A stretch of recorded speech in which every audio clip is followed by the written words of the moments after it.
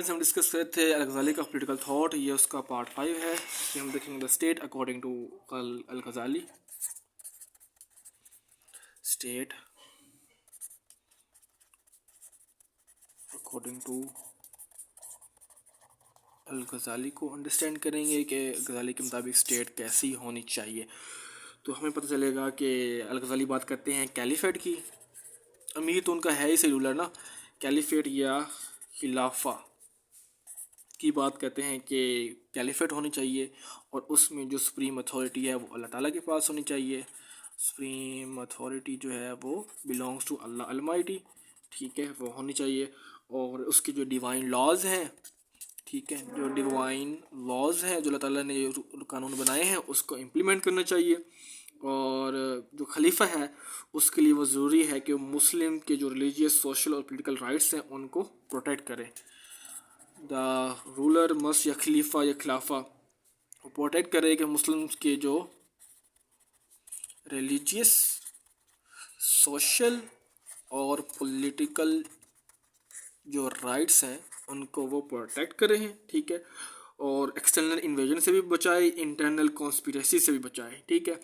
और इसके अलावा जो खलीफा है उसको चाहिए कि जो खलीफा है या खलीफतुल्लाह है वो बेसिकली क्या है, वो बेसिकली चार जो अर्लीस्ट खलीफा थे जिनको खुलफा राशिदीन कहा जाता है, ठीक है, वो उसका एक समझ लीजिए एक इनोवेशन है, वहाँ से उन्होंने ये कॉन्सेप्ट लिया। इवन कि जो खलीफतुल्लाह हैं या खलीफा जो खलीफा थे उन्होंने कभी भी जो है खलीफतुल्लाह नहीं कहा अपने आप को, ठीक है, बट खलीफा रसूल कहा उन्होंने, सक्सेसर ऑफ द प्रॉफिट। तो ये सारी चीज़ें उन्होंने बताई कि जो खलीफा है वो इस तरह का होना चाहिए, उसमें सारी क्वालिटीज़ होनी चाहिए। फिर उसके बाद है कि जो 13 इंस्टीट्यूशन उनके बारे में बताया। 13 इंस्टीट्यूशंस के 13 जो हैं वो इदारे होने चाहिए।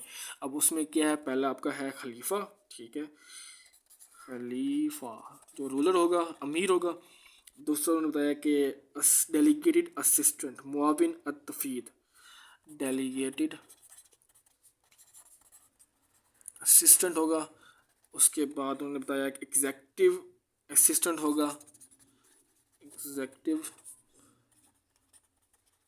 असिस्टेंट, ठीक है, जिसको मुआविन अत-तफीज़ कहते हैं।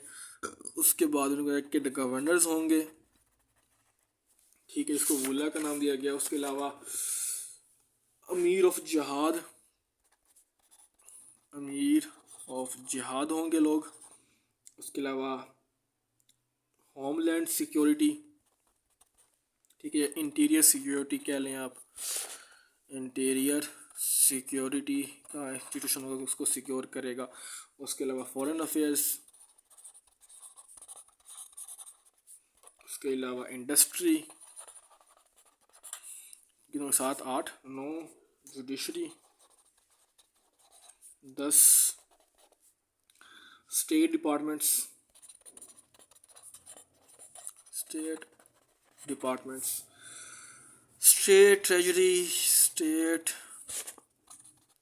ट्रेजरी का डिपार्टमेंट इंस्टीट्यूशन होगा। उसके बाद मीडिया होगा, ठीक है, इस टाइम पे भी मीडिया की बात कर ली उन्होंने कि वो जो सारा है वो होगा। और काउंसिल ऑफ उम्मा होगा। लास्ट पे 13वीं कौन सी है, काउंसिल ऑफ उम्मा की जो उलमा है, उन जो शूरा जिसको हम कहते हैं, शूरा और अकाउंटिंग, उसकी एक काउंसिल होगी जिसमें वो सारी चीज़ें डिस्कस करेंगे। तो ये 13 जो हैं इंस्टीट्यूशंस, इसका बताया उन्होंने और कैलिफेट का बताया, ठीक हो गया।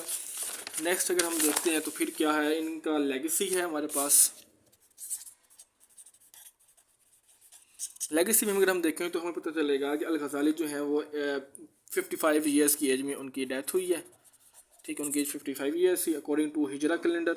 और after a life that was not as long as it was productive, ठीक है, मतलब लाइफ लंबी नहीं है लेकिन प्रोडक्टिव है, जो उन्होंने ज़िंदगी गुजारी है वो इन्फ्लुएंशियल है। और इनको मोस्ट इम्पोर्टेंट और प्रोफाउंड इस्लामिक स्कॉलर कहा जाता है। और जैसे होता है कि मुजद्दिद कहा जाता है, रिनोवेटर ऑफ द 5th सेंचुरी कहा जाता है, ठीक है, मुजद्दिद मीन्स रिनोवेटर, ठीक है, ऑफ 5th सेंचुरी। हालांकि ये पैदा तो 10th सेंचुरी में आई थिंक हो रहे हैं, 9th सेंचुरी में, लेकिन इनको रिनोवेटर ऑफ 5th सेंचुरी कहा जाता है क्योंकि इनका इन्फ्लुएंस जो है वो बहुत ज़्यादा था, ठीक है। इन्होंने पावर के ऊपर बात की, इनका जो थॉट था उसमें 55 डिफरेंट वर्क्स हैं और उसके ऊपर उन्होंने डिफरेंट जो है वो बुक्स लिखी और सारा चीज़ें एक्सप्लेन की। इसके अलावा अल-गज़ाली का जो इस्लामिक सोसाइटी के ऊपर बड़ा इन्फ्लुएंस है, जो उस टाइम अल-गज़ाली के बाद क्या हुआ कि जो इस्लामिक सोसाइटी है उसमें डिक्लाइन आ गया, वहाँ पे स्टैग्नेशन आ गई, ठीक है, और बहुत कम जो है ग्रेट माइंड्स पैदा हुए उसके बाद ना। तो अल-गज़ाली जो है वो बहुत इन्फ्लुएंशियल थे, उन अपने टाइम पे बहुत ज़्यादा जो है उसमें लिए वर्क किया, इंपॉर्टेंट उनकी जो है फ़िलासफ़ी चलती गई।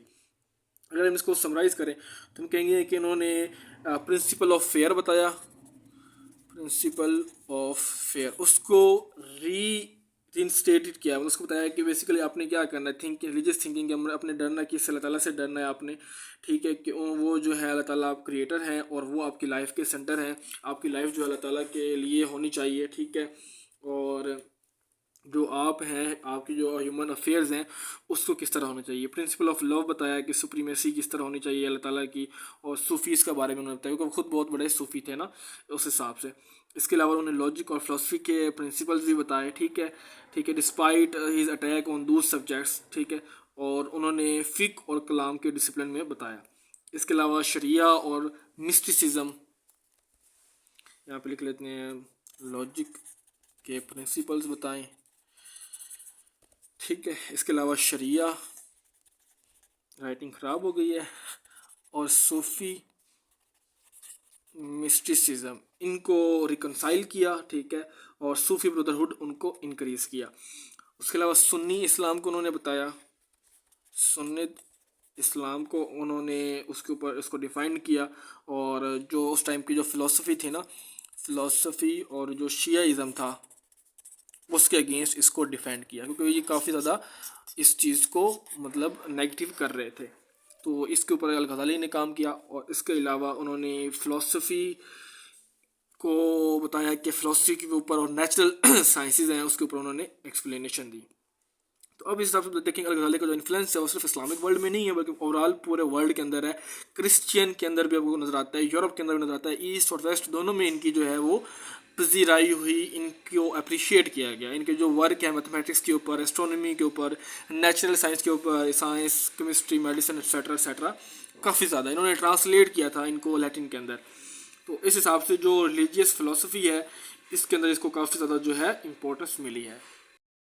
उनकी लेगेसी अगर हम एनालिसिस करें तो एनालिसिस में हमें पता चलेगा कि जो अल-गज़ाली हैं उनको रिफ्यूट किया या समझ लें क्रिटिसाइज़ किया है इब्ने रुश्द ने, ठीक है, इब्ने रुश्द ने इनको क्रिटिसाइज़ किया और उन्होंने बुक लिखी थी the incoherence of the incoherence, ठीक है, जो उनकी इनकोहेरेंस बुक है उसके ऊपर उन्होंने बताया कि इसके अंदर भी इनकोहेरेंस है, द इनकोहेरेंस ऑफ इनकोहेरेंस, ये बुक उन्होंने लिखी और उसमें उन्होंने डिफेंड किया फिलोसफर्स के डॉक्ट्राइन को इब्ने रुश्द ने ना, जिसको एविरोस भी कहते हैं, और उन्होंने अल-गज़ाली के अपने जो आर्गूमेंट्स हैं उनको क्रिटिसाइज़ किया। तो एक तरह के उन्होंने डायलॉग लिखा था, डायलॉग की फॉर्म में ये बुक थी, ये बुक जो थी डायलॉग की फॉर्म में थी, और उसमें उन्होंने कोट किया कि अल-गज़ाली के किस तरह करके उनके जो वो आर्गूमेंट्स हैं वो अच्छे नहीं हैं या फिर उनमें फैलेसी हैं, उसको उन्होंने बताया, ठीक है।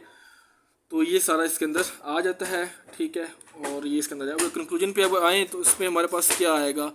कंक्लूजन में हम देखेंगे तो हमें पता चलेगा कि अल-गज़ाली जो है वो टावरिंग फिगर है इस्लामिक फ़िलासफ़ी के अंदर, थियोलॉजी के अंदर, मिस्टिसिज्म के अंदर, और इंटेलेक्चुअल लैंडस्केप है, उन्होंने काफ़ी जो है वो इन्फ्लुएंस किया, ठीक है, फ़िलासफ़ी को क्रिटिक किया, ठीक है, और उन्होंने जो बुक लिखी थी द इनकोहेरेंस ऑफ फिलोसफर्स वो बहुत ज़्यादा इंपॉर्टेंट है, जिसमें उन्होंने ह्यूमन रीज़न को बताया कि ह्यूमन की जो रीजनिंग है उसकी कुछ लिमिटेशन है, उसको इन्होंने अंडरस्कोर किया, एम्फसाइज़ किया, और मेटाफिज़िकल जो ट्रुथ्स हैं उनको बताया कि किस तरह आप उनको अंडरस्टैंड कर सकते हैं, डिवाइन और स्पिरिचुअल इनसाइट के ऊपर उन्होंने वर्क किया।